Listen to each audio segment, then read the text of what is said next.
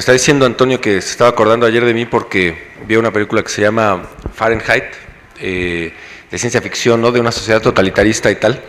Y entonces me cae de perlas el comentario, porque eso me permite introducir la charla de hoy también a través de algo que dijo un novelista del siglo XIX, XX, ¿no? Él nació en el siglo XIX, pero pues cruzó el umbral hacia el siglo XX, un novelista inglés que se llamaba Rudyard Kipling. Rudyard Kipling es en realidad muy famoso a pesar de que no lo conozcamos, de nombre, exacto, pero todos conocemos su obra más famosa, que es, ya lo dijeron por aquí ahorita algunas de las personas que están aquí presentes, muchas gracias por haber tomado el tiempo de venir el día de hoy. Rudyard Kipling escribió el libro de la selva. Entonces, pero además de ser novelista, algo que tampoco es muy conocido de él, es que fue ministro, representante de la corona inglesa en la India, cuando la India era colonia de Inglaterra, ¿no? Una situación terrible. Todo tipo de colonialismo es algo brutal y terrible. Y bueno, pues Rudyard Kipling era de los representantes de Inglaterra allá en la India. El señor Rudyard Kipling, que viajaba mucho, evidentemente por todas partes por ser colonialista y además pues tener todo el apoyo económico de la realeza, dijo alguna vez que habiendo viajado por el mundo entero, habiendo viajado por los Himalayas, y habiendo viajado por China, y habiendo viajado por la India y Asia en general, que se había dado cuenta de que el medio más directo y eficaz para lograr que una persona fuera infeliz era comenzar a pagarle por el trabajo que hacía. Y de cierta manera tiene razón. Él decía: yo he visto cómo los guías chirpas suben y bajan las montañas en la India, ¿no? Suben y bajan las montañas que hacen frontera entre la India y China, y lo hacen diariamente, y lo hacen con placer, lo hacen con gusto. Pero en cuanto llegamos y les decimos, bueno, te pagamos para que nos ayudes y nos guíes, dejan de hacerlo con gusto. Ya no lo hacen por placer, lo hacen ahora por dinero. Y cuando una persona empieza a hacer las cosas en su vida por dinero, eso es como un boleto directo a la infelicidad. Y de eso se trata un poco la charla de hoy, que me dijo Antonio, que si podía hablar de ese tema, ¿no? Le voy a decir primero, voy a dar primero la relación y después voy a decir el nombre de este tema, aunque ya lo mencionó también Antonio hace unos momentos. Pero esta charla va a girar exactamente en torno a la relación que existe entre el intercambio económico y la actividad que llevamos a cabo, o en otras palabras, de las relaciones de enajenación y alienación, muchas gracias, enajenación y alienación que se dan para las personas. Entonces, bueno, como esto no se me ocurrió a mí, hay que aclararlo, ¿no? Todas estas ideas están fundamentadas de manera más o menos precisa, de manera más o menos directa, en la obra de Karl Marx, que está publicada aquí en México por el Fondo de Cultura Económica, en un librito chiquitito en donde se agrupan algunos de los ensayos más pequeños de Karl Marx, presentados por un psicólogo alemán que vivió en México y que murió en México y que dio clases en la Universidad Autónoma, en la Universidad Nacional Autónoma de México, que se llamaba Erich Fromm, muy conocido por toda su obra del arte de amar, sobre todo es el libro más famoso que tiene, ¿no? Tiene otro que se llama El alma del hombre, tiene otro que se llama Ser y tener. Entonces Erich Fromm hizo un pequeño compendio de las obras, de ensayitos chiquitos de Karl Marx, y lo ofreció al público, y ahora está publicado en el Fondo de Cultura Económica. El libro se llama La esencia del hombre, La esencia del hombre, de Karl Marx, pero compilado por Erich Fromm y presentado por Erich Fromm. Es por consiguiente una edición bastante interesante. Entonces, leyendo ese librito es como llegué a estas conclusiones que hoy les voy a presentar, ¿no? Y bueno, podemos comenzar con un ejemplo, ¿no? Podemos mirar a las personas que están en este parque y veremos que todas están realizando alguna actividad. Los que tenemos más cercanos están realizando alguna especie de arte marcial y bueno, respiran, se voltean, empiezan a tener una cierta disposición espacial y una cierta relación con el espacio a través del tiempo, y es una actividad comunitaria, y la palabra que utilicé, que fue están realizando una actividad, no fue una elección descuidada de mi parte. Utilicé esa palabra, realizar una actividad, de una manera bastante vinculada con lo que les quiero presentar. Realizar, nos vendría a decir Carlos Marx, es el comenzar a transformar el mundo, o no únicamente comenzar, sino transformar el mundo en algo que refleje nuestra esencia. En otras palabras, algo que refleje lo que somos. Cuando transformamos el mundo de tal manera que vemos nuestra obra y decimos, estoy dejando un pedazo de mí para los demás, porque todo lo que hacemos, en realidad, toda obra que realizamos es para ser compartida. Un pintor no pinta únicamente para plasmar allí una serie de colores y hacer figuras, sino que lo está haciendo también con la intención de compartirlo a los demás. O sea, una pintura que nunca fue expuesta es una pintura, podríamos decirlo en un sentido político, que nunca existió. En un sentido ontológico a lo mejor sí existió, pero miren, ontológicamente también existe Alpha Centauri, y para este planeta Tierra pues es exactamente lo mismo, porque nunca vamos a poder ir a Alpha Centauri, nunca habremos visto Alpha Centauri con nuestros ojos directamente. Entonces la existencia ontológica de muchas cosas no tiene en realidad relevancia. Lo que tiene relevancia es la existencia política de las cosas, o sea, en el mundo de la intersubjetividad, en el mundo en donde las personas interactuamos. Entonces, un pintor que podría estar haciendo las obras más maravillosas, un escritor que podría estar haciendo las novelas más interesantes, un compositor que podría estar haciendo la música más grandiosa, si no la presenta al público y la comparte, podríamos decir que esas obras pues no existieron, ¿no? No existieron. Entonces uno se realiza cuando transforma este mundo, pero lo deja para que las demás personas también puedan disfrutar de él.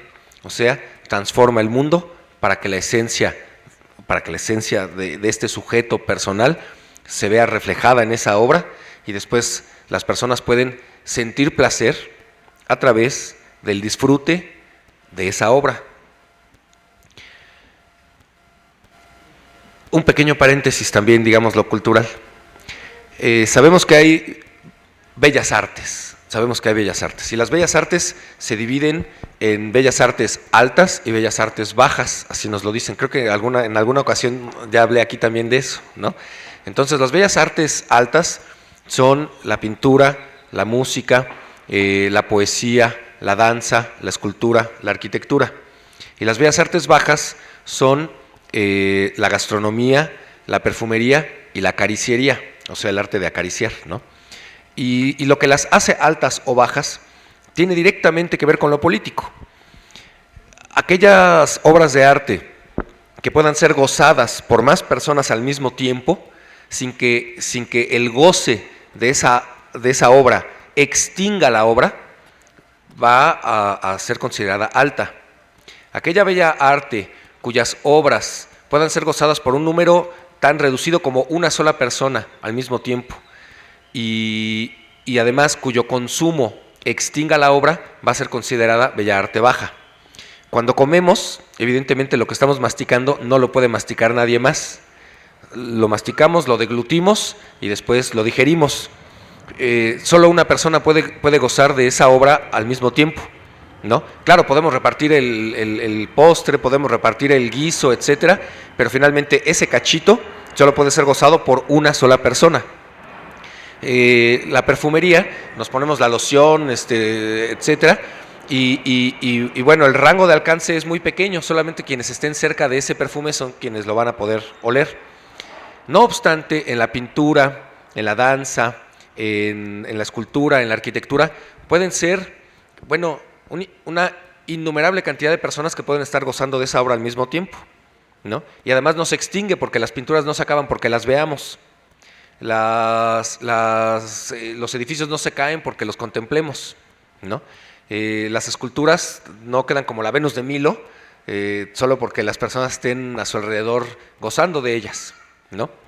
Entonces, nótese cómo lo político está presente siempre está presente en la vida del humano, ¿no? Hasta en las artes también está presente, e inclusive en su manera de acercarse a las artes y de clasificarlas, lo político siempre ha estado allí presente.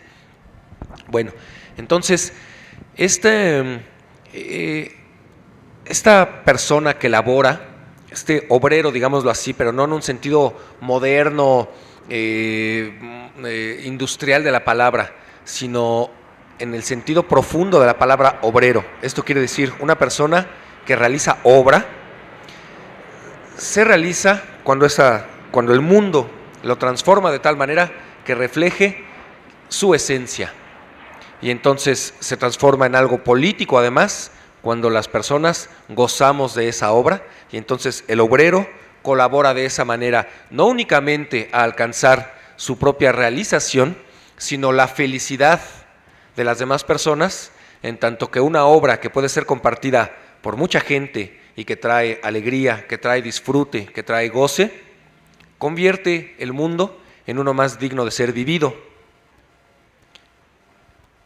Una persona que se realiza hace el mundo más feliz. Eso es lo que yo entiendo por digno de ser vivido, felicidad, ¿no?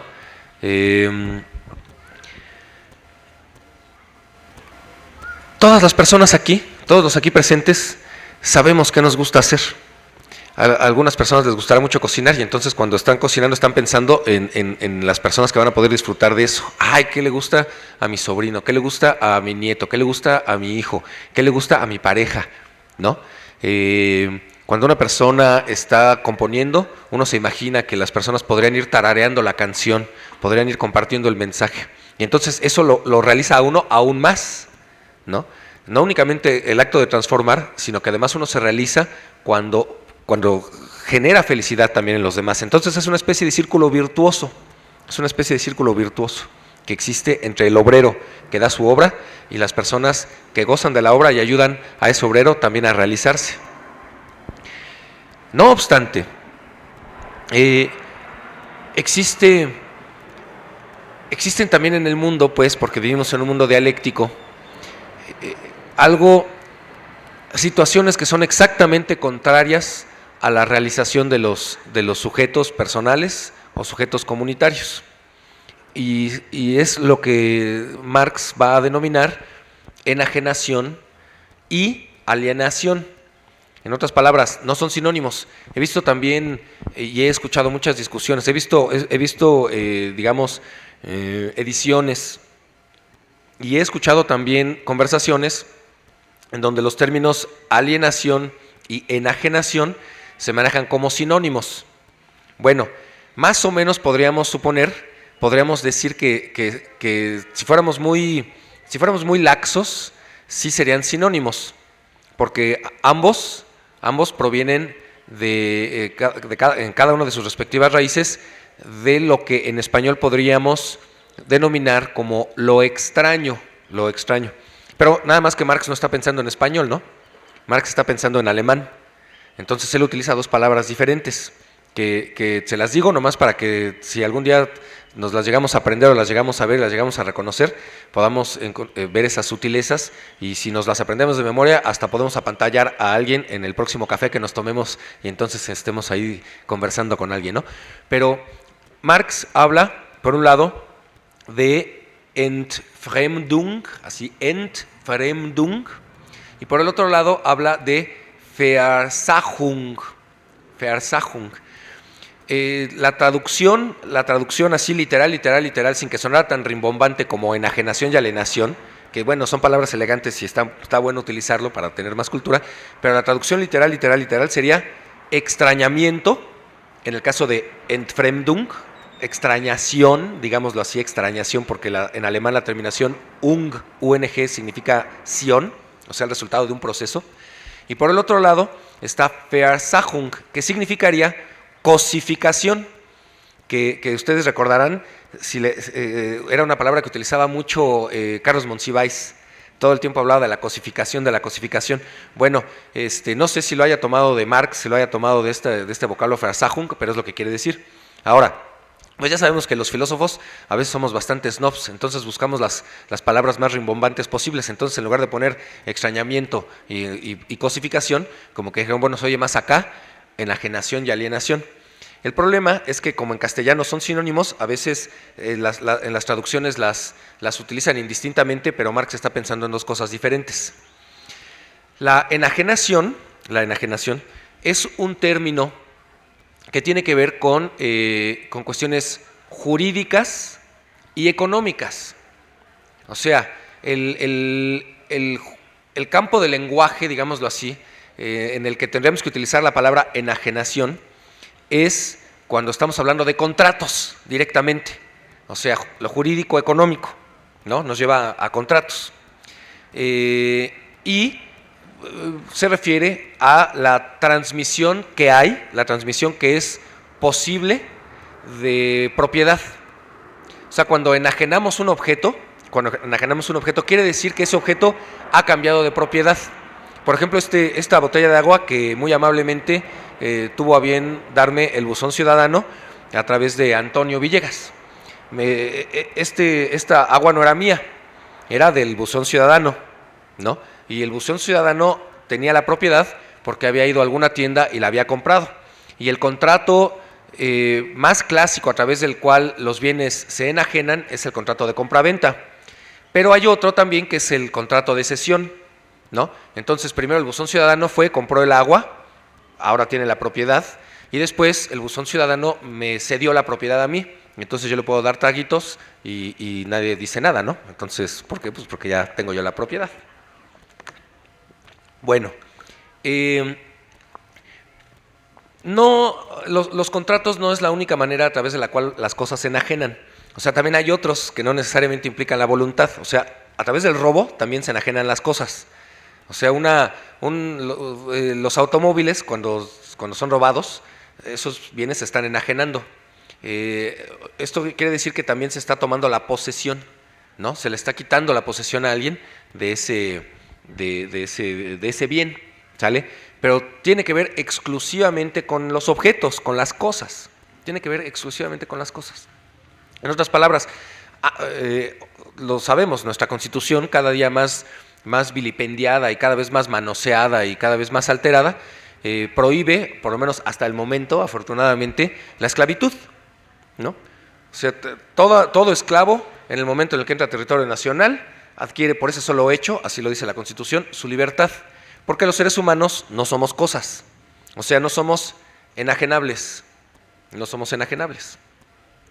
En algún momento de la historia de México sí hubo esclavitud, y también en los Estados Unidos y en muchas partes del mundo, y era legal además, o sea, los sujetos eran tratados como cosas.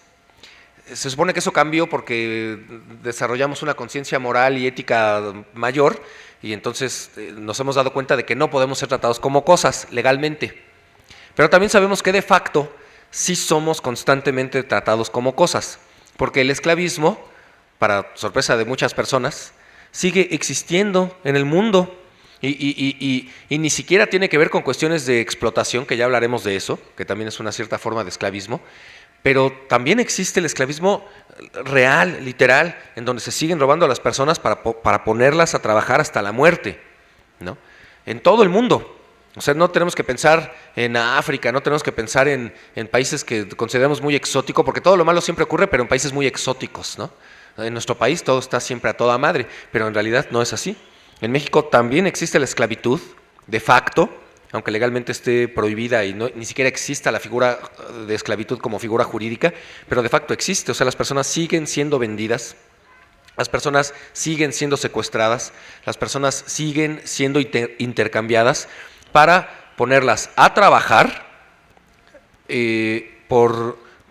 por nada, o sea, literalmente por nada, excepto tal vez una poca de comida para que no se mueran, porque si se te muere, pues se te muere tu medio de producción y entonces tienes que volver a invertir, ¿no? Porque la venta de personas, pues el tráfico de personas es bastante caro, porque es ilegal, pero a la larga les resulta bastante barato a los explotadores porque solo tienen que invertir una vez, pero no tienen que estar pagando constantemente salarios. Entonces se diría, bueno, entonces el trabajo asalariado es la mejor manera de evitar que las personas se enajenen, ¿no? Eso se podría pensar. Pero eso es falso, porque resulta que en realidad todas las personas que trabajamos asalariadamente también padecemos de facto alguna especie de esclavitud, porque no se nos paga, por lógica capitalista, todo lo que hemos producido. Si se nos pagara todo lo que producimos, no hay ganancia para el empresario, no hay ganancia para el patrón, pues, ¿no? O sea, si producimos 20 y nos pagan 20, ¿de dónde saldría la ganancia? Bueno, se podría decir, bueno, sale la ganancia de que se vende el producto más caro, ¿no? Bueno, entonces lo que quiere decir es que estás pidiendo por el producto más de lo que te costó, o sea, estás pidiendo más de lo que es el producto, o sea, en otras palabras, hay fraude, pues, ¿no? O sea que el capitalismo básicamente saca sus ganancias de dos fuentes, del robo del trabajo del obrero y después del defraudar al comprador. Nada más, no hay de otra, o sea, eso es la plusvalía. La plusvalía no sale de ninguna otra más que de esas dos, no sé, elementos existenciales en el proceso de producción y venta hasta el final, ¿no? Pero se las contaré. Resulta pues que cuando somos asalariados y además tenemos un grado, hay distintos grados de explotación. No es lo mismo la explotación que padece un obrero al cual se le paga el salario mínimo, que constitucionalmente tendría que alcanzar para tener una vida digna, en donde por vida digna se entiende, constitucionalmente hablando, se entiende que van a poder darle educación a sus hijos, que van a poder darle seguridad a sus hijos y a su familia, que van a poder darle manutención a sus hijos y a su familia, que van a poder ellos también comer dignamente y además les debe de alcanzar para sus chuchulucos. Todo eso lo dice la Constitución. Entonces, con 1,700 pesos al mes, ¿alcanzará para todo eso? Yo creo que no. Entonces ahí, ya además desde allí hay una completa discrepancia entre la realidad y lo que dice la Constitución, mientras los gobernantes y los empresarios hacen caso omiso de las verdaderas necesidades psicológicas, emocionales, espirituales, políticas de cada una de las personas que además están produciendo la riqueza que ellos van acumulando, ¿no? No es lo mismo ese nivel de explotación que padece un obrero que trabaja por el salario mínimo o por 2 salarios mínimos o por 3 o por 4 o por 5, porque siendo honestos, ni 5 salarios mínimos alcanzan para tener una vida digna como lo establece la Constitución, ¿no? Se tienen que ganar por lo menos, yo diría, unos 9 salarios mínimos para poder empezar a tener una vida más o menos digna, que no te permita ahorrar, pero que sí te permita hacer todo eso que dice la Constitución, nada más que vas a vivir al día, ¿no? No es lo mismo ese nivel de explotación al que tienen, por ejemplo, los quienes no son dueños de las empresas, pero que son ejecutivos en las empresas. No obstante, ellos, lo sepan o no, también están enajenados. O sea, también se han vuelto cosas, pues, ¿no? También se han vuelto cosas. Porque si les pagan 50,000 al mes es porque ellos producen probablemente 500,000 o 1,000,000 al mes cada uno de ellos. Y entonces dicen, no, pues es que gano súper bien, gano 50,000. Sí, güey, pero date cuenta que estás produciendo 1,000,000 que está acumulando alguien más, que no eres tú, pues, ¿no? Entonces, claro, las personas tristemente nos enajenamos bien fácilmente, o sea, nos vendemos por poco. ¿Por qué? Porque así como está la situación en el mundo, así como han hecho la situación en el mundo estas relaciones de intercambio mercantil en donde las personas somos únicamente objetos de mercado, ¿sí? Donde somos productos en una lógica de mercado, pues lo indigno, nos hacen creer, lo indigno, no es que te exploten, sino no ser explotable, ¿no? Si no eres explotable, entonces estás fuera de la sociedad y nos hacen suponer que es algo muy terrible, ¿no? Que el no integrarnos al modelo y repetirlo y reproducirlo es algo que te convierte automáticamente en un huevón, en un anarquista, en un delincuente, en la escoria de la escoria.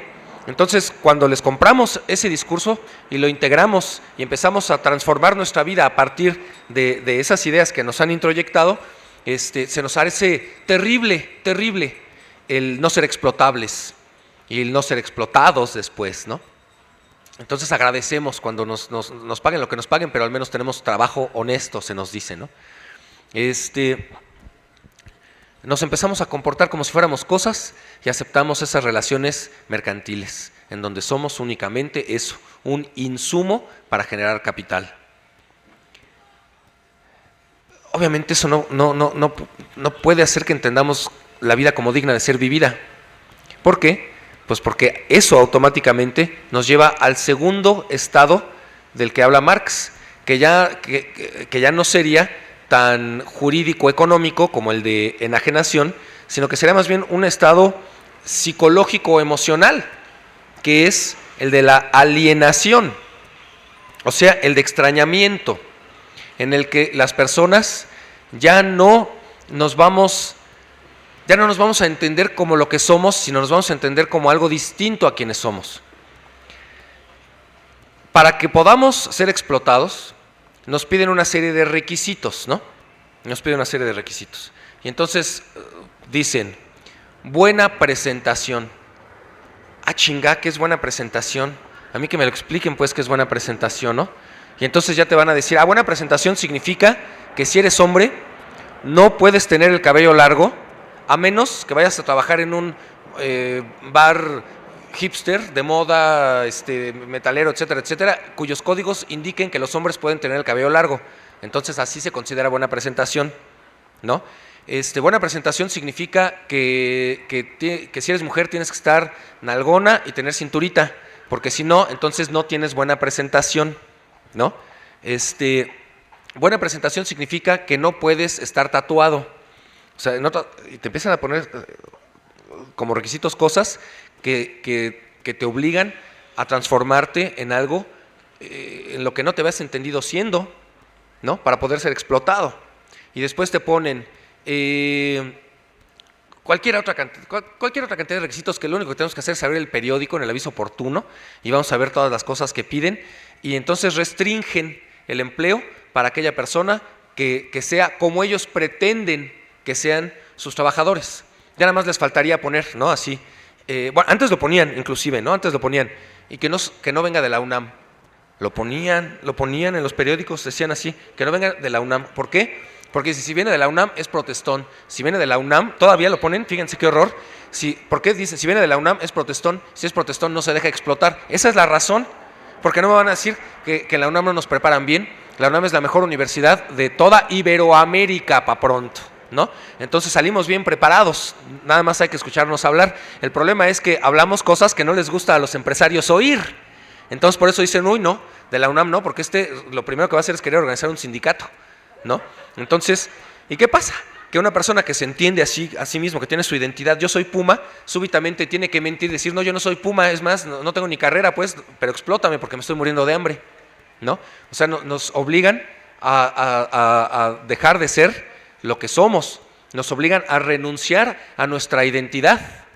Sale una identidad que nos ha costado mucho trabajo forjar, mucho aprendizaje, mucho reconocimiento, mucha conciencia y evidentemente también interrelaciones subjetivas, o sea, entre sujetos, o sea, el mundo de la política. La identidad proviene de con quienes estamos interactuando, de con quienes estamos construyendo mundo, ¿no? Entonces, cuando nos piden unos requisitos que implican que renunciemos a nuestra identidad, quiere decir que también nos están exigiendo, nos están pidiendo que renunciemos a la comunidad a la cual pertenecemos, ¿no? Y hay cualquier cantidad de medios a través de los cuales, no únicamente cuando vamos a pedir un empleo, sino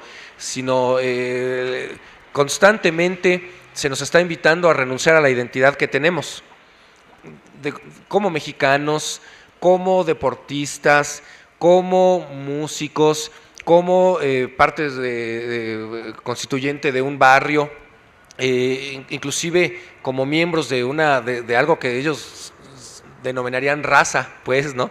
O sea, nada más hay que ver a cómo nos presentan las indígenas en Televisa, por ejemplo, ¿no? Y las indígenas en Televisa, los indígenas en Televisa, pues en su momento eran Victoria Rulfo, una mujer blanca de ojos verdes, pues, ¿no? Y era indígena esa mujer. Y luego las personas que provienen de los extractos más bajos de la sociedad en las telenovelas, pues son como Thalía, pues, ¿no? Y hoy en día, afortunadamente tiene años ya que no veo las telenovelas, entonces no estoy muy actualizado, ¿no? Pero pues quienes sí las vean sabrán que la realidad que nos presentan allí invita a avergonzarnos del cómo nos vemos, de quiénes somos y a intentar buscar un modelo que nos haga renunciar a nuestra identidad, porque finalmente ser indígena está bueno siempre y cuando termines convertida en una pequeña burguesa dueña de empresa, pues, ¿no? Y no te veas como indígena, o sea, te me ablanques. Eso también es justamente alienación. Lo repito, alienarse significa volverse un extraño a sí mismo. Viene de la raíz alien, ¿no? Así como las películas, que vienen los aliens, o sea, vienen los extraños, vienen los ajenos. Eso tiene una categoría política bien fuerte, o sea, eso tiene una intención política bien fuerte. O sea, los extraños, los ajenos, son los peligrosos, son los que pueden venir a invadirnos, ¿no? Exacto, los maciosare, un extraño enemigo, ¿no? Exactamente. Lo que viene de fuera es lo malo, pero el punto es que nosotros, sin darnos cuenta, constantemente nos estamos convirtiendo en algo distinto a nosotros. Después de estas definiciones se puede ver exactamente cómo enajenación y alienación son lo opuesto a realización, exactamente lo opuesto. ¿Por qué? Porque si la realización es la transformación del mundo para dejar algo de lo que soy, yo tengo que tener muy en firme cuál es mi identidad, tanto personal como comunitaria. Y entonces transformo al mundo para que eso se vea reflejado. Y con eso promuevo mi identidad y la identidad de la colectividad a la cual yo pertenezco, ¿no? Lo podemos ver en el trabajo de los artesanos, por ejemplo, ¿no? Los artesanos cuando están transformando el mundo, si son artesanos que trabajan con madera, cuando hacen esculturas, cuando hacen adornos para el cuerpo, están intentando transformar algo que tal vez podría ser solo un trozo de madera y que no brinda placer estético, en algo que sí brinde placer estético, pero que además refleje lo que esa persona que lo hizo es y la comunidad que le enseñó a hacerlo también, ¿sí? Genera felicidad y es feliz. Cuando se enajena y se aliena, cuando tiene que vender su producto, ¿no? Cuando le dicen, mira, haces cosas buenas, ahora te las voy a comprar, todas te las voy a comprar, ¿sale? Entonces necesito que te pongas a producir como loco, porque si no, voy a tener que cambiar de proveedor, ¿no? Entonces esta persona ya no empieza a dejar de hacerlo por placer, empieza a hacerlo para cumplir con una determinada tasa que le están exigiendo de producción y sin cuya meta alcanzada va a perder los medios que él considera le van a dar el sustento para su vida. Y súbitamente resulta más importante el comer, pagar la renta, comprar ropa para los niños, pañales, pagar los servicios, que el realizarte. Y allí invariablemente viene la infelicidad. Todos lo hemos vivido, todos los aquí presentes lo hemos vivido. Es cuando el trabajo que estamos realizando deja de dar placer. A los 19 años comencé yo a dar clases. Y dar clases me hace muy feliz, Y no obstante, ha habido momentos en mi vida en los que no me trajo felicidad, porque no me estaba sintiendo realizado. ¿Por qué? Porque las condiciones de trabajo eran bastante injustas, ¿no? No había reciprocidad. Entonces, al no haber reciprocidad, por parte de muchos factores no había reciprocidad, eso hacía que no pudiera yo irme de allí a pesar de no estar sintiendo felicidad, porque si me iba de allí, no iba a tener para pagar mi renta, no iba a tener para pagar la luz, no iba a tener para mis chuchulucos, todas estas cosas que se supone hacen la vida digna, ¿sí? Se supone que hacen la vida digna, porque en realidad esas son solamente las condiciones mínimas requeridas para poder existir. Pero la existencia en sí misma, la existencia ontológica, como lo dijimos hace rato, no tiene mayor relevancia en los humanos, si no es que se vuelve algo más profundo y se convierte en vida política, ¿no? En vida política y en vida emocional. lo que uno tiene que hacer, tiene que permitirle a uno, sí, continuar viviendo ontológicamente, pero además, el permitir sentir maravilla cuando uno ve su obra terminada, ¿no? Y cuando las personas le reconocen a uno, qué bello producto me estás dando, ¿no? Qué bella aportación estás haciendo al mundo, qué bella es tu obra, más nos sentimos realizados porque sentimos amor, pues. Estamos haciendo las cosas por amor y estamos recibiendo también a cambio amor y vida. Ambas cosas, ¿sí? ¿Cómo poder resolver este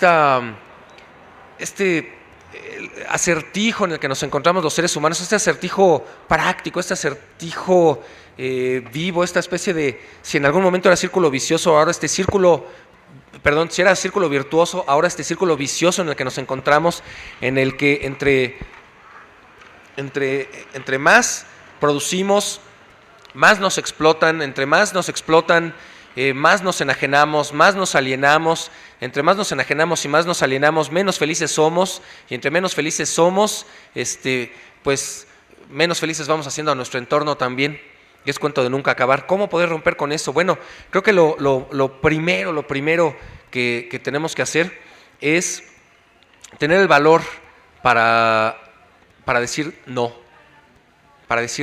yo estas condiciones no las acepto, pues, ¿no? Y entonces, claro, siempre nos van a decir, bueno, no las aceptes, va a haber alguien más que sí las acepte. Pero eso quiere decir entonces que tenemos también que transformar nuestra comunidad para generar conciencia y que las personas tampoco acepten esas condiciones. El capitalismo se rige por estas leyes del mercado, ¿no? En donde te dicen que a mayor oferta y menor demanda, ¿qué pasa con los precios? Bajan, ¿no? Y a menor oferta y mayor demanda, ¿qué pasa con los precios? Suben.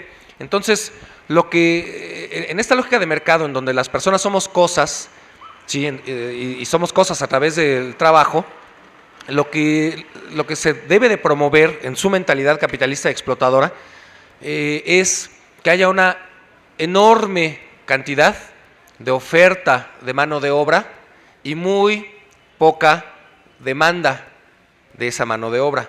O sea, que haya muchos desempleados y haya pocos empleos. ¿Por qué? Porque automáticamente baja el precio de los salarios. Se los enseñan en economía. Se los enseñan en economía en las escuelas particulares, pero peor aún, ahora también en la UNAM, porque la UNAM en economía está ya completamente cooptada por neoliberales, ¿no? Lo sé porque tengo amigos y alumnos y exalumnos de la Facultad de Economía y bueno, tienen una mentalidad tan burda, ¿no? Y no se dan cuenta que van a promover el estado de cosas del mundo en donde solo hay, bueno, no solo hay, pero donde hay mucha infelicidad, pues, ¿no? También hay felicidad, pero hay mucha infelicidad. ¿Qué tenemos que hacer entonces? Bueno, pues ir con justamente las personas que tienen necesidad, que están desempleadas y decir, los capitalistas en realidad nos necesitan. Entonces lo que tenemos que hacer es actuar y obrar colectivamente, ¿no? Exigir nuestros derechos colectivamente. Si lo hacemos de manera individual y resulta que un trabajador es muy especializado, un trabajador tiene mucha habilidad, va a poder negociar sus condiciones de trabajo, pero él nada más. Lo que está haciendo en ese momento es traicionar a toda una identidad de otras personas que también tienen necesidad, porque dice, bueno, yo me vendo, pero me vendo caro, y los demás, pues ya que se chinguen, no pudieron venderse. Pero eso es colaborar con el estado de las cosas de este mundo, que a todas luces es bastante injusta, y que todos padecemos, ¿no? ¿Por qué las reformas laborales del año pasado? Fíjense, Felipe Calderón ni siquiera se esperó a que llegara Peña Nieto para hacer las reformas laborales. Aprovechó que las personas estábamos, en el azoro total o en la pendejez total, ¿no? Algunos estábamos en el azoro de lo que había pasado tras las elecciones y otros estaban en la pendejez total, ¿no? Así prendieron la tele. Y entonces metió la reforma laboral en donde desaparece súbitamente el contrato colectivo de trabajo, pues, ¿no? Y es algo terrible, o sea, nos convierten, claro, desde su perspectiva neoliberal, empresarial, ya no somos trabajadores, ya no somos obreros, ¿no? Ahora somos empresarios, porque cada uno de nosotros es ya una empresa, ¿no? O sea, una empresa, pues sí, güey, pero una empresa de uno, ¿no? O sea, somos prestadores de servicios, nada más. Y después nos ponen los comerciales esos de Pepe y Toño, ¿no? Pero resulta que no somos, ni siquiera somos Pepe y Toño, somos o Pepe o Toño, porque Pepe y Toño son de verdad ellos una empresa, pero nosotros como trabajadores no somos una empresa, ¿no? Todavía hay algunos lugares en donde los sindicatos sobreviven, ¿sale? Pero empresas nuevas ya no tienen por qué admitir sindicatos. O sea, con la mano en la cintura, si sus obreros quieren empezar a hacer sindicatos, los pueden despedir a todos sin problemas, porque además los contratos pues ya no son más que por prestación de servicios. En realidad no hay una relación obrero-patronal, hay nada más una relación entre un empresario y otro empresario. Nada más que un empresario es el que tiene el capital monetario y el otro empresario lo único que tiene como capital es su fuerza de trabajo, nada más. Fuerza de trabajo que no le da para comer, sino es a través de su venta. O en otras palabras, sin duda es a través de entenderse a sí mismo como cosa. Entonces es un lenguaje bien ambivalente, es un lenguaje dual. Por un lado nos dicen que somos empresarios, pero por el otro lado no solo nos siguen tratando como cosas, sino que además ahora legalmente nos pueden tratar como cosas. Aunque digan que somos también prestadores de servicios, ergo empresas, microempresas. No sé si leyeron que la semana pasada hubo ahí un fallo en donde se dice que efectivamente Bancomer estaba cometiendo fraude en contra de sus trabajadores porque los había despedido a todos, pero al mismo tiempo había constituido una nueva empresa que se llamaba Servicios Bancomer, diferente al Banco Bancomer. Entonces, Servicios Bancomer era una compañía contratista, ¿no? Exacto, outsourcing. Entonces era una compañía contratista y que mágicamente contrató a todos los trabajadores que Bancomer despidió. Y después los ponía a trabajar, pero ya no tenían prestaciones, ya no, nada. Pues, o sea, al decir no tenían prestaciones, se entiende. No tenían derecho a aguinaldo, no tenían derecho a seguro social, a nada, porque eran una empresa contratando a un montón de otras empresas. Una empresa se llama Juan Hernández, la otra se llama Guadalupe Mejía, la otra empresa se llama Rafael Villegas, así, ¿no? Un montón de empresas, un montón de microempresarios. O sea, puras cosas, pues, ¿no? Puras cosas. ¿Qué hacer ahora? Bueno, pues primero que nada, podremos comenzar a de verdad comportarnos como una comunidad y buscar medios de realización económica solidaria. Medios de realización económica solidaria. O sea, volver a los tiempos donde los trabajadores, así tal cual, los trabajadores se juntaban todos y entonces intentaban generar su propia empresa, como lo hizo en su momento la Cooperativa Pascual, por ejemplo, ¿no? La Cooperativa Pascual, bueno, fueron años de lucha, años de lucha, pero lograron vencer y ahora es una de las empresas más prósperas que hay en México y las utilidades se reparten entre todos los trabajadores. Es una cooperativa. Es lo que tenemos que empezar a hacer, o sea, empezar a colaborar, ¿no? A trabajar colectivamente y es la manera a través de la cual vamos a lograr romper con estas situaciones tan de injusticia que existen en el mundo, pues, ¿no? Es lo que venía yo a decirles. Espero que haya preguntas, espero que haya ahora un diálogo profundo y podamos continuar charlando.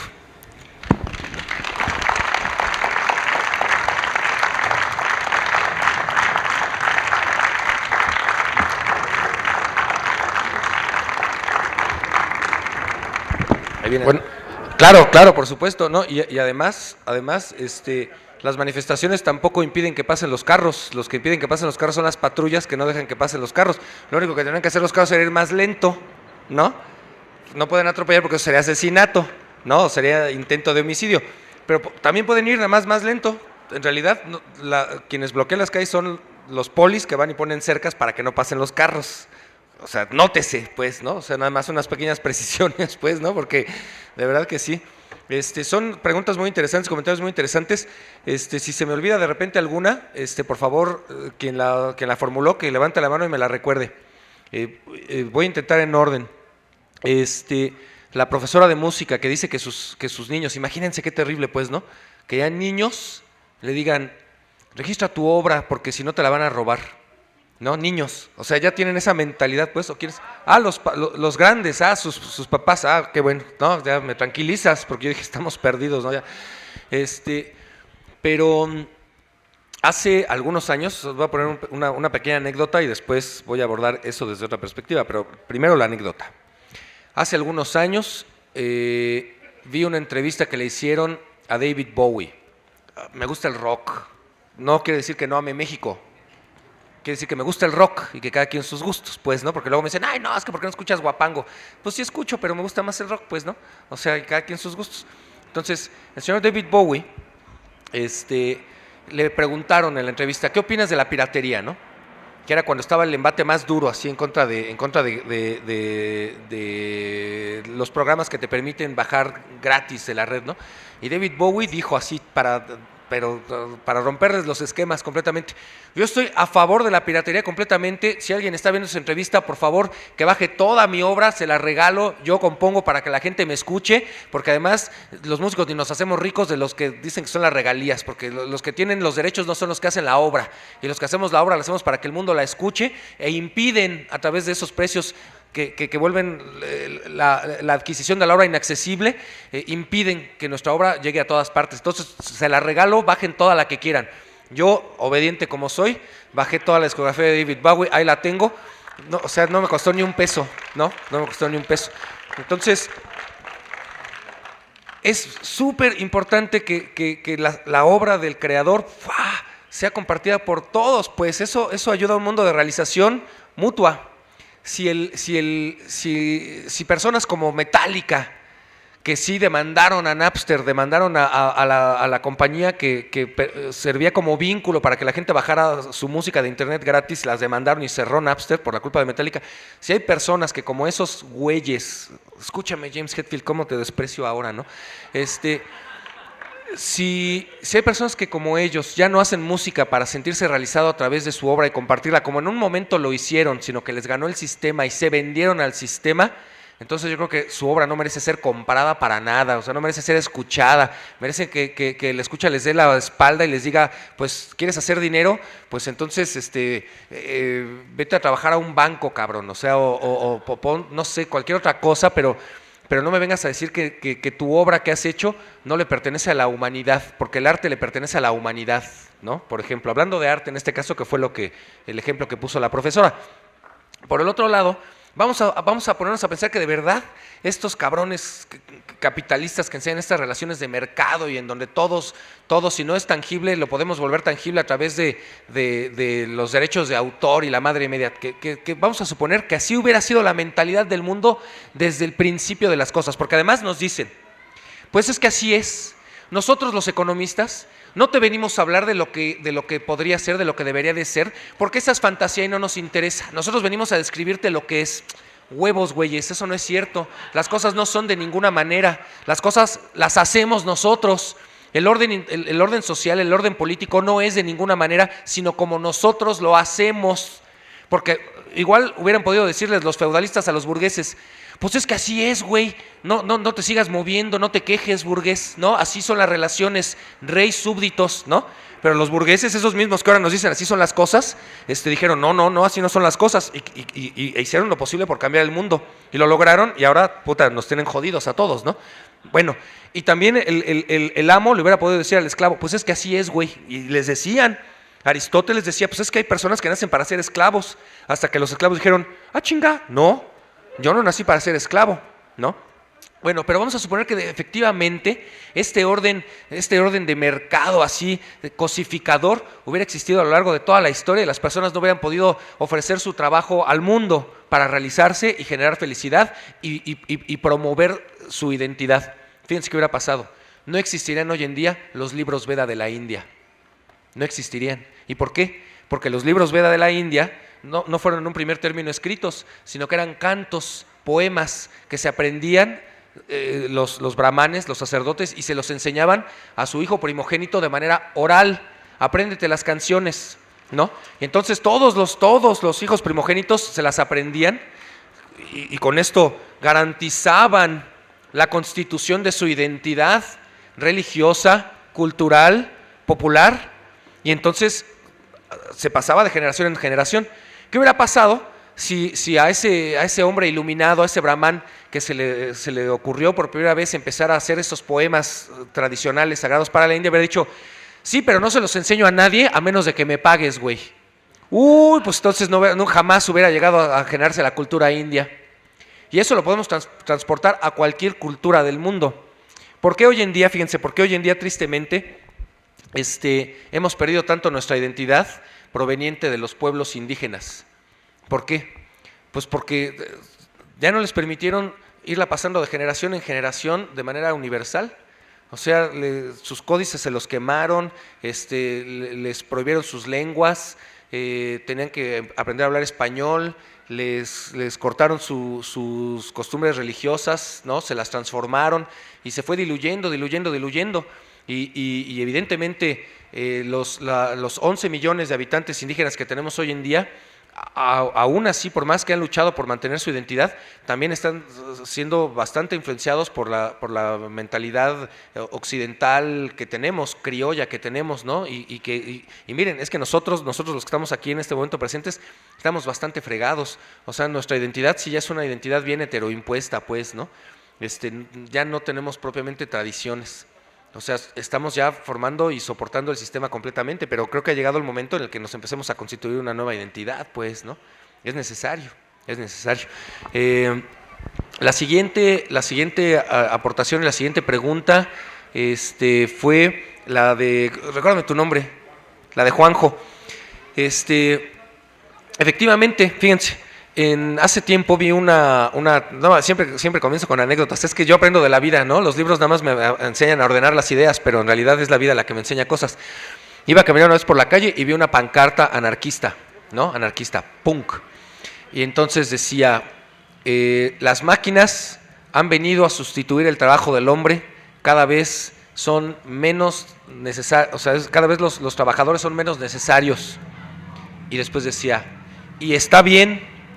Y claro que está bien, por supuesto que está bien, pero ¿por qué? Porque entre menos trabajemos los humanos, más tiempo vamos a tener para la realización, para poder hacer cosas por placer. El problema es que las máquinas sustituyen a los trabajadores y después los empresarios dicen, pero las ganancias siguen siendo mías, güeyes, todos chinguen a su madre, pues, ¿no? Ese es un serio problema, que al final ese tiempo que nos quedaría libre para realizarnos se convierte en desempleo. Y por consiguiente no podemos ya satisfacer nuestras necesidades básicas, no pensemos en nuestras necesidades psicológicas y emocionales e identitarias y comunitarias, etcétera, etcétera, etcétera. Claro que está muy bien que las máquinas nos sustituyan, porque ¿a poco no está a todo dar el poder dedicarle más tiempo a escribir, más tiempo a leer, más tiempo a pintar, más tiempo a hacer las catas de Kung Fu que estaban haciendo aquí los caballeros, ¿no? Pero el punto es que nos sustituyen para dejarnos en el desamparo. Pero aún, esas máquinas, ¿quién las hizo? Las hicieron humanos. Entonces, como bien dijo Juanjo, o sea, sin darnos cuenta, estamos soportando un sistema que al final va a terminar excluyéndonos completamente, ¿no? A mí me ha tocado escuchar también opiniones de alumnos muy ingenuísimos, ¿no? Pero la ingenuidad no quiere decir bondad, ¿eh? O sea, eso es algo que tiene que quedar muy claro, muy claro. Una cosa es ser bondadoso y otra cosa es ser ingenuo. Y otra, ingenuo es algo neutral. Pero no encuentro nada más ingenuo que a un pinche chamaquito, ¿no? De alguna escuela particular que va y repite lo que dice su padre, ¿no? Nada más. Y su padre está completamente ya también enajenado, alienado y no conoce el lado por lo redondo. Y que dicen, sí, lo que tenemos que hacer es eliminar a todos los pobres, o sea, ya acabar con ellos, matarlos a todos, acaba la pobreza, pum, vámonos, ¿no? A mí me tocaba oír eso, ¿no? En el TEC de Monterrey, que fue donde más tiempo trabajé, lo escuchaba ese tipo de opiniones tan ingenuas, son opiniones ingenuas, estúpidas, ¿no? Que no quiere decir ingenuo igual a estúpido, es ingenuo y además es una opinión estúpida, son dos cosas diferentes, ¿no? Es ingenuo porque hasta creen que las personas nos vamos a dejar eliminar, ¿no? O sea, sí, ¿no? A todos, como nos vamos a ir así todos al matadero, pues, ¿no? Algunos sí, porque algunos son bastante borregos. Si les dicen, no, pues es que lo sentimos, pero pues ya ha llegado, edicto siglo XXIII, ¿no? O sea, ahora ya te toca a ti morir. Muchos van a decir, bueno, pues es que así es, van a decir, ¿no? Pero vamos a ver muchos que vamos a decir no, ¿no? Que ya estamos diciendo desde ahorita no, y entonces estamos organizándonos, estamos generando conciencia para poder transformar las relaciones sociales, para demostrar que las cosas no son de ninguna manera, sino que nosotras las hacemos de la manera que nosotros deseemos. Pero para ello se requiere un montón de conciencia, pues. Se requiere un montón de conciencia y un montón de valor. Valor que algunas personas podrán tener de manera, podríamos decir, casi genética, ¿no? Así casi genética, porque se cargan un montón de adrenalina, y esa adrenalina, por la educación que les dieron sus padres, y aquí entonces ya entra el factor social, les sirve para ponerse en marcha y no para quedarse paralizados de miedo, ¿no? Pero algunas personas que sí se quedan paralizadas de miedo son a las que tenemos que jalar y decirles, no tengas miedo, porque tú solito sí te chingan, pero a todos juntos no nos chingan, ¿no? Ese es el punto. Miren, la unión hace la fuerza, ¿no? Se dice por allí. Entonces, los quienes sostienen, quienes que intentan jalar las cuerdas del sistema de poder, lo saben. Por eso entre ellos sí negocian, y por eso entre ellos sí hacen sus colectivos patronales, ¿no?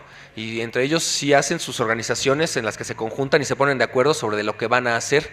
Mientras que esos derechos de colectividad, de trabajo colectivo, nos los quitan a las personas comunes y corrientes, ¿no? De tal manera que nosotros no podemos negociar con nuestros iguales, pero ellos sí negocian entre sus iguales, porque ellos saben que la unión hace la fuerza.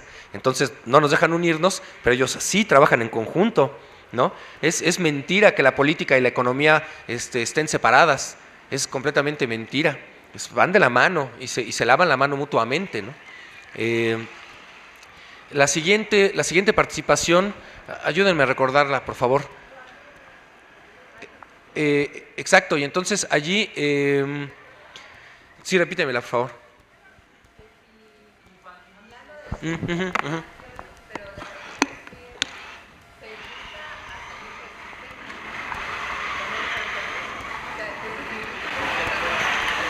¿Cómo lo hacemos? Ajá, ok. Bueno, quiero abordar primero eso del infantilismo social, que me interesa mucho. Yo creo que es un término mal empleado. Yo creo que deberíamos de decir adultismo social, porque somos los adultos los que estamos bien pendejos y no los niños. Un niño no deja de preguntar. Un niño no deja de preguntar, ¿no? Hasta que le pegan, y por eso aprende a ya no preguntar. Pero un niño está chingue y chingue a la mamá, al papá, a la abuela, al abuelo, a los profesores. Un niño no deja de preguntar, ¿y por qué? ¿Y por qué? ¿Y por qué? ¿Y por qué? Y entonces llegan, o sea, si ni con los manazos de los papás el niño se somete y sigue preguntando por qué, empiezan a llegar los reportes de la escuela. Su hijo es un antisocial, su hijo no respeta a la autoridad, su hijo no comprende, no se puede adaptar, lo vamos a expulsar, ¿no? Exacto, es un inadaptado. Entonces, resulta que ya cuando el niño por fin logra adaptarse, es cuando llega a la adultez. Entonces ya cuando ya es adulto y se logra adaptar, todos dicen, ay, mira, y nosotros que pensábamos que no iba a lograr nada en la vida, y ahora velo, ya es un flamante taxista, ahora ya es un flamante doctor, ahora ya es un flamante estudiante, ahora ya es pero ya completamente adaptado, ¿no? Exacto, ya está completamente cuadrado, ¿no? Y ya no pregunta más. Son los niños los que son problemáticos, y creo que tendríamos que continuar teniendo ese espíritu infantil jovial, en donde el niño no se conforma con respuestas ilógicas, porque los niños son súper lógicos. Entonces cuando los papás y los profesores les dicen algo ilógico, el niño lo reconoce y dice, pues es que eso no tiene sentido, pues, ¿no? O sea, ¿por qué? ¿No? ¿Por qué? ¿Por qué, maestra? Pero, ¿por qué la reina Isabel le creyó a Colón? Y la maestra nunca se atreve a decirle, pues porque era su amante, pues, ¿no? Y le pagó el viaje, ¿no? Esa sería una respuesta bastante lógica, ¿no? Porque además es la verdad, ¿no? O sea, tal cual, pues, ¿no? Entonces, no. Tenemos que ser los adultos más como niños, aunque nos digan infantiles. Nos dicen infantiles para aplacarnos, precisamente, ¿no? Y luego, si el zapatismo es un ejemplo, mira. El zapatismo me parece que sí es un ejemplo, pero porque el zapatismo obedece a lo que implica la economía de autosustentabilidad y solidaridad. Y el zapatismo es únicamente uno de los movimientos que lo está poniendo en práctica.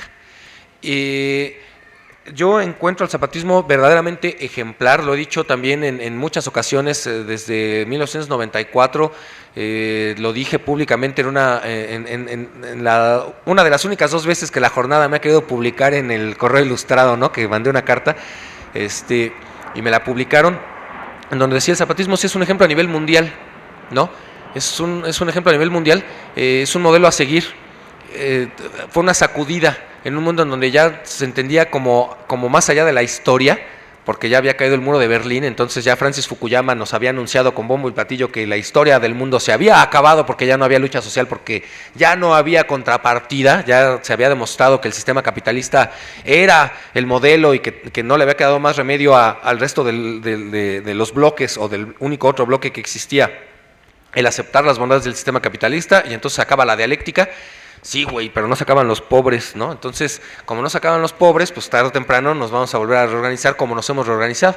Entonces el zapatismo surgió en 1994 y fue una enorme sacudida para los sistemas políticos a nivel mundial, porque sí sirvió de ejemplo a muchas comunidades y a muchos pueblos a lo largo y ancho, sobre todo del mundo occidental. Del mundo oriental no lo sé, pero en Europa la gente se organizaba en nombre del zapatismo, ¿no? Y hubo cualquier producción también artística y cultural que defendía las banderas zapatistas y se identificaba con ellas.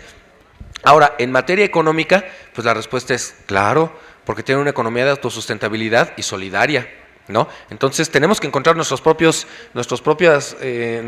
maneras de realizar esos modos de organización, ¿sale? Son modos, los modos son más abstractos, las maneras son más concretas. Y las maneras tienen que ir encaminadas, o más bien tienen que ir reflejadas, o tienen que ir vinculadas, era la palabra que estaba buscando, tienen que ir vinculadas a la propia identidad que tenemos. Nosotros no tenemos una identidad como la tienen los zapatistas, no la tenemos. Entonces tenemos que encontrar primero cuál es esa identidad, y entonces a partir de ella empezar a realizar una economía autosustentable y, muy importante, solidaria. Eso es lo más importante. Autosustentable es muy difícil, tienen que ser microcomunidades. Como nosotros en una ciudad como el Distrito Federal ya no podemos vivir en microcomunidades, sí tenemos entonces que alcanzar esa sustentabilidad a través de la negociación con otras comunidades, pero hagámoslo a través de elegir bien con quién comerciamos, ¿no?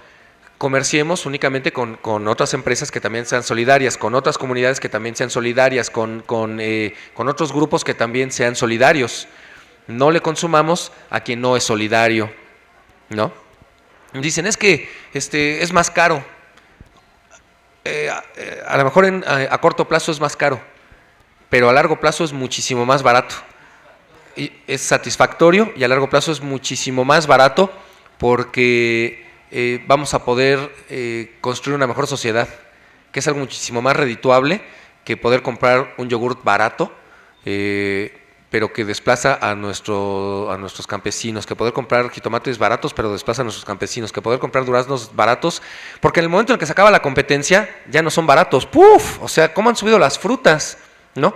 Un kilo de duraznos, 50 pesos, un kilo de duraznos, no mamen, ¿no? O sea, que eso quiere decir que un obrero tiene que trabajar todo un día para poder comprar un kilo de duraznos, cuyo dinero, o sea, cuya ganancia ni siquiera se va al campesino mexicano, porque ya todos vienen de Washington. Ya no hay duraznos mexicanos, desde hace como 10 años ya no hay duraznos mexicanos, por ejemplo, ¿no? Entonces, para la persona inconsciente, bueno, unos pinches duraznos, ¿qué? No son los duraznos, es todo el proceso de producción nacional que se ha perdido. Ya no existen los duraznos mexicanos, ya no se producen. Vayan ustedes a saber qué se está produciendo en nuestras tierras para poder mercarse a nivel internacional, que sea lo que el mercado mundial necesita, ¿no? Con los estándares de calidad que el mercado mundial exige, ¿sale?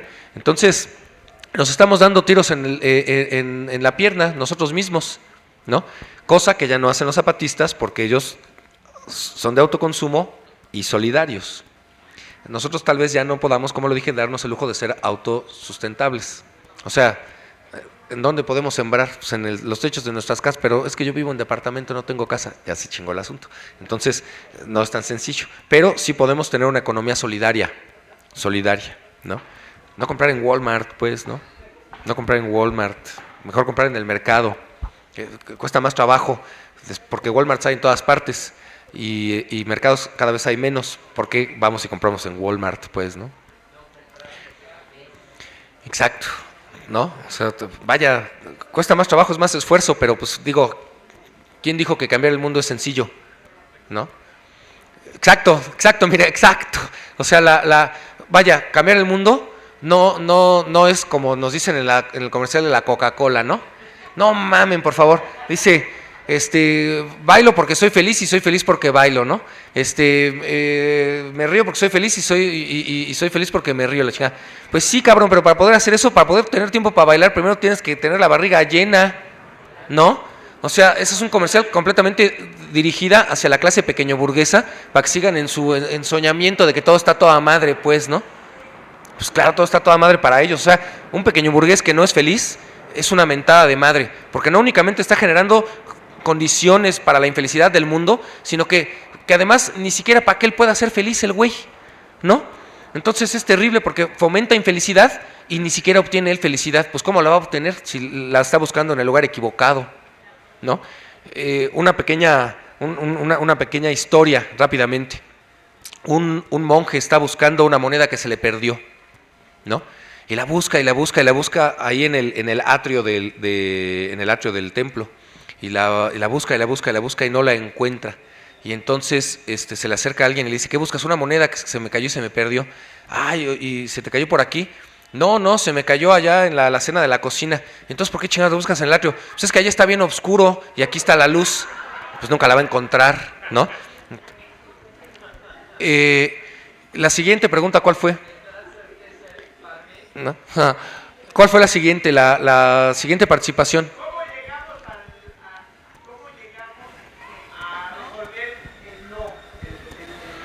Exacto. ¿Cómo del pensamiento individual podemos llegar al no? Bueno, es un proceso no tan sencillo. Siempre se requiere un evento transformador en la vida.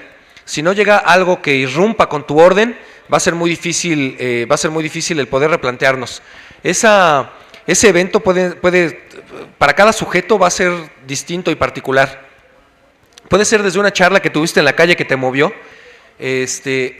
pero normalmente tiene que haber ya condiciones de insatisfacción y de infelicidad. O sea, mientras las personas continúen en su ensoñamiento, mientras las personas, como dijeron al final, somos víctimas de la televisión, somos víctimas y no, porque miren, vamos y la aprendemos. Entonces, es como decirle a una persona, ten, aquí está la pistola cargada, aguas porque el gatillo es muy sensible, apúntame, ¿no? Entonces, vamos y prendemos la televisión, pues, ¿no? Yo siempre regaño a mis tías que están por allá, miren, ahí saluden a mis tías, siempre las regaño porque son súper activas de izquierda, van a todas las marchas de zapatistas, del PG, marcha que convoque a alguien de izquierda, ahí están siempre, ¿no? Ya van con bastón y todo, pero ahí están siempre. Mi abuelita también ahí está por allí. Pero llego a su casa, invariablemente están viendo a Rocío Sánchez Azuara. Ay, no, por favor, no me hagan eso, ¿no?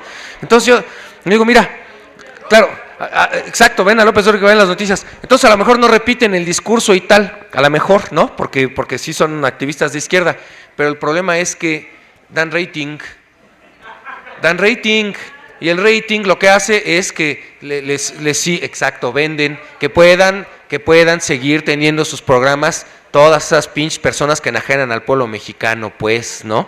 Justamente, entonces apaguen la tele, pues, ¿no? O sea, ya por eso mejor le puse el Facebook, para que se enajenen en el Facebook, mi tía Vera, ¿no? Entonces, pero ahí hay propaganda de todo tipo, ¿no? Bueno, entonces, exacto, ¿no?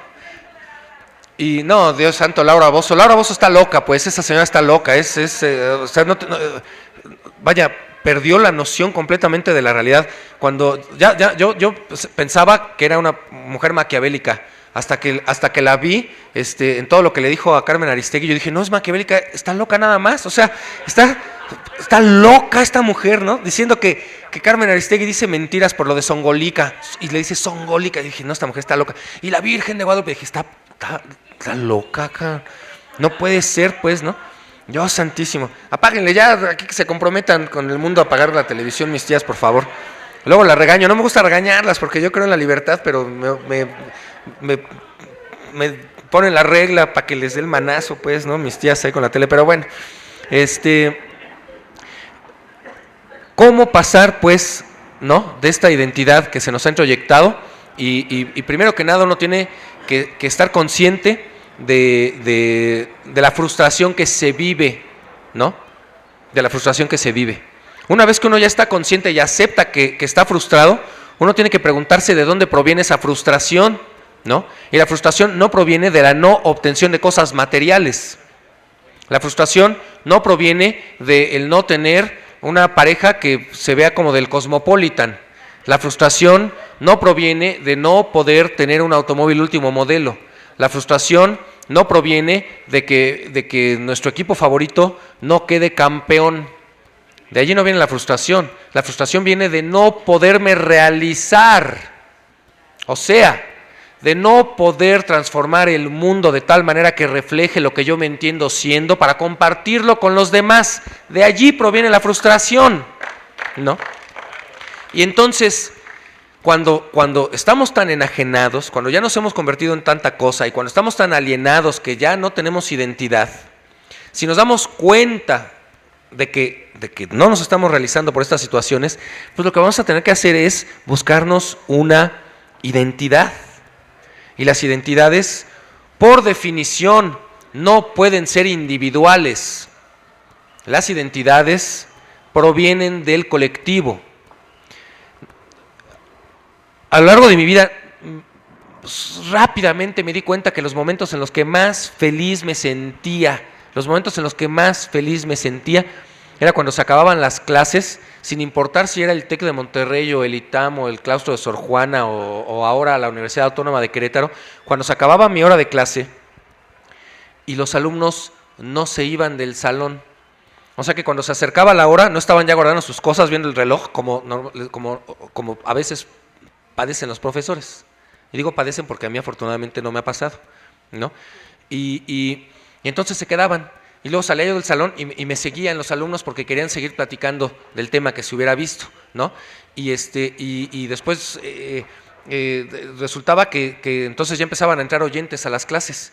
Y entonces tenía en el TEC de Monterrey aulas magna que tenían cabida para 80 personas y los grupos eran de 50, pero súbitamente ya había allí 80 personas y después había personas sentadas en el suelo, ¿no? Porque me decían, déjame entrar a tus clases. ¿Ustedes creen que no me sentía yo plenamente realizado, chingada madre? O sea, ¿ustedes creen que no decía yo, puta, el estar preparando clases vale la pena? O sea, ¿cómo vale la pena, pues, no preparar mis clases?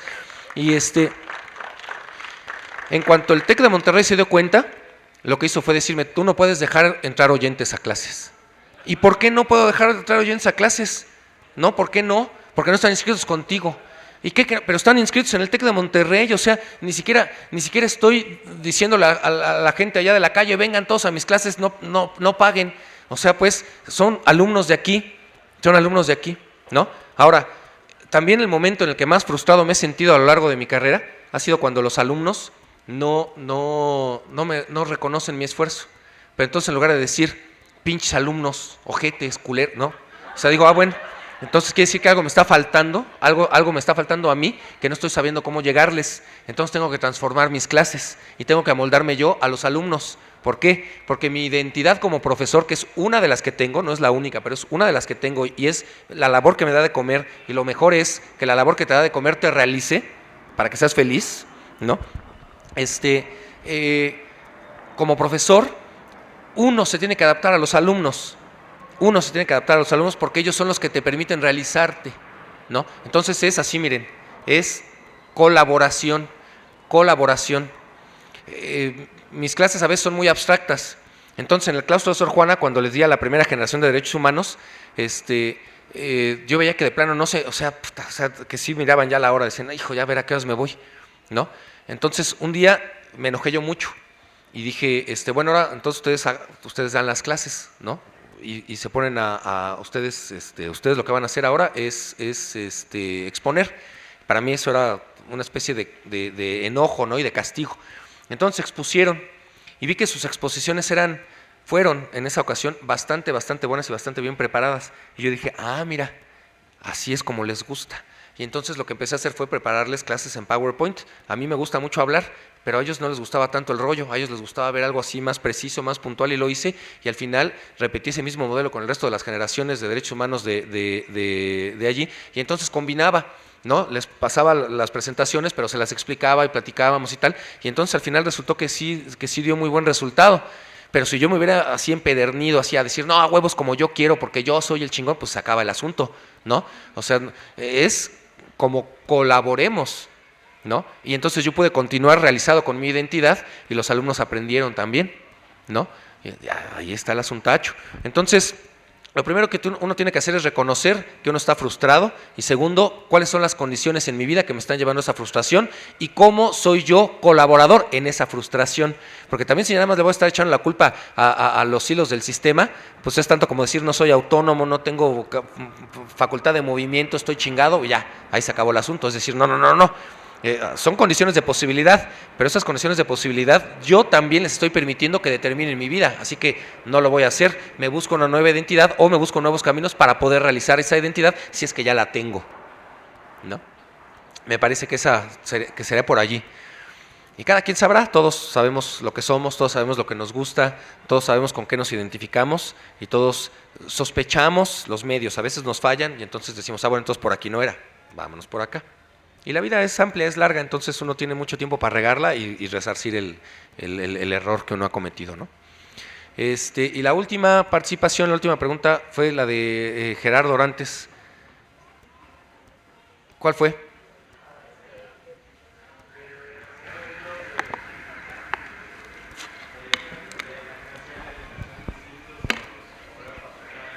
Exacto. Sí, no, por supuesto, o sea, también tenemos que ser bastante honestos y darnos cuenta de que en este proceso de enajenación y alienación, que no nada más tiene que ver con relaciones obreros patronales, sino con cualquier, o sea, se puede dar en cualquier campo de la existencia humana. A veces también somos bastante enajenantes y bastante alienantes. O sea, en las relaciones de pareja se puede ver eso. Ya hemos hablado mucho del amor también, ¿no? Aquí en el buzón y tal. Pero también en las relaciones de pareja se pueden dar. O sea, cuando partimos que la persona es nuestro objeto sexual, está allí para complacernos, está para obedecernos, etcétera, pues lo que estamos haciendo es enajenar a la persona, o sea, la estamos tratando como cosa, ¿no?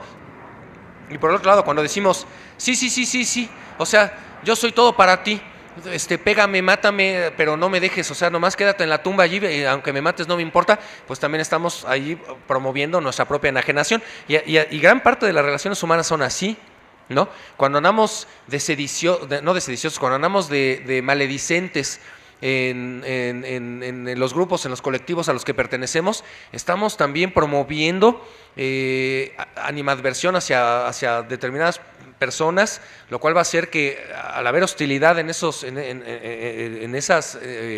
comunidades en contra de determinados sujetos, esos sujetos tampoco se pueden realizar, y entonces estamos ayudando a que se alienen. Estamos siendo culpables de su alienación también. Entonces, por supuesto que las relaciones de enajenación y alienación se dan en todas partes, tan pronto como nos entendamos como objetos y perdamos nuestra identidad. Y eso, vaya, en donde quieran, ¿no? O sea, un adolescente que para poder seguir estudiando en esa escuela accede a cortarse el cabello, es una persona a la que están alienando completamente, ¿no? Un adolescente que se tiene que quitar sus piercings en su casa porque si no su papá le pega o lo corre o lo amenaza, es un adolescente que está siendo alienado por sus padres. O sea, cualquier imposición de una identidad distinta a la que el sujeto dice explícitamente y externamente tener, motiva situaciones de alienación. Los papás ni se dan cuenta cómo tienen a sus hijos completamente oprimidos, creen que le están enseñando lo bueno. No. Lo bueno para Pepe el Toro allá en la década de los 40, pero ahorita ya eso ya no. Hoy en día son otros los usos y costumbres, ¿no? Y después si ese chamaco, ¿no? O sea, si ese chamaco crece, ¿no? Y dice, si mi hijo escucha quebraditas, lo corro de la casa porque en esta casa se escucha rock. Pues entonces se convirtió en otro opresor también al final, ¿no? Porque entonces nomás mi identidad cuenta y no la de nadie más, y las personas tienen que adquirir mi identidad, pues se convierte en una persona alienizante, ¿no? El chiste es el respeto a todas las identidades, ¿no? Exacto, si es gay, sí, no, uy, y cuidadito, o sea, no, porque además les generan, primero que nada, el prejuicio, ¿no? A los hijos, ay, ya viste ese joto, ay, y esa tortillera, ay, o sea, para generarles un prejuicio de tal manera que el niño, bajo ninguna circunstancia, no vaya a ser la de malas, se les haga joto o tortillera, ¿no? Entonces, se les mete cualquier cantidad de prejuicios. El niño aprende eso, pero después resulta que por cuestiones biológico-hormonales, produce más progesterona y estrógenos que testosterona, a pesar de que tiene pene. Chin, pues eso va a hacer que su identidad sexual sea distinta a la que tendría si produce más testosterona que progesterona y estrógenos. Pero ya le metieron el prejuicio, ¿no? Y entonces viene el shock, ¿qué soy? Y entonces tiene dos opciones, o aceptar su identidad o negarla, y entonces ahí lo que vemos son a los homofóbicos, que los maten a todos, porque es un discurso que en realidad esconde un montón de homosexualidad, la esconde porque no la pueden aceptar porque tienen todos los prejuicios adentro, pero obviamente hay frustración, y lo mismo con las drogas. Debemos de decir que yo soy un ferviente creyente de que las personas debemos de tomar las decisiones en nuestra vida libremente, y si te quieres autodestruir, pues es tu rollo. Pero la autodestrucción, también tenemos que estar conscientes, no es únicamente auto, sino que cada vez que te destruyes también tu colectivo. Entonces, yo estoy a favor de la legalización de las drogas, completamente a favor de la legalización de las drogas, pero no estoy a favor del consumo de drogas químicas, porque esas te chingan, ¿no? O sea, que es diferente. Pero si alguien quiere consumir drogas químicas, pues yo no soy quien para prohibírselo, pero sí soy quien para decirle, no más, tienes que estar consciente de estas consecuencias que no van a recaer únicamente sobre de ti, sino dentro del colectivo al que te des cuenta o no, también perteneces. Y entonces ya cada quien sabrá qué decide o qué no decide. Pero lo curioso es que cuando se habla de legalización de las drogas, sabemos que la droga más popular es la marihuana, pues, ¿no? Es la droga más popular. Y la verdad es que hay cualquier cantidad de mitos respecto a la marihuana. También son prejuicios, ¿no? También son prejuicios. Muchos la hemos consumido y la consumimos durante años, y cuando nos aburrió la dejamos, ¿no? Porque, vaya, o sea, y a lo mejor por eso estoy tan loco, ¿no? A lo mejor por eso digo tanta pendejada, ¿no? A ustedes saber. Pero vaya, o sea, las cosas siempre con conciencia y responsabilidad. Y la responsabilidad no es únicamente una responsabilidad hacia uno mismo, sino una responsabilidad también hacia el colectivo, pues, ¿no? O sea, eso es muy importante. Tiene que haber condiciones de libertad. Si no, empieza a haber contradicción en el mismo sistema, pues, ¿no? O sea, no, me hablan de libre mercado, pero me prohíben la venta de marihuana. Pues es ridículo, es absurdo. Entonces no hay libre mercado, pues, ¿no? Pero bueno, entonces algún día podríamos hablar de eso también, ¿no? Y ya todas las participaciones. Y la última, ¿cuál fue? Pero, ¿qué es de la identidad? Que hemos hablado ya mucho de la identidad. No está por allí, Chuy. Se nos fue. Está haciendo el café. Chin, y no me acuerdo de cuál fue la pregunta. Bueno, si no si no hacemos un meeting ahí en los tacos todos ahorita que llegue, y mientras almorzamos seguimos charlando. Muchas gracias. Si no hay más que decir, pues muchas gracias.